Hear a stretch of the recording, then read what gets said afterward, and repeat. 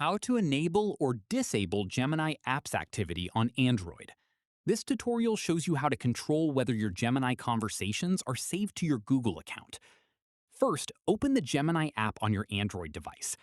From there, tap the menu icon at the top left of the screen to open the sidebar. After that, tap your profile at the bottom of the sidebar. At this point, tap Settings to open your account preferences. Following this, tap Gemini Apps Activity to open the activity settings. From here, you'll see the option to turn your activity on or off. If it's currently enabled, tapping it will give you the option to pause it, and if it's off, you can turn it back on from the same place.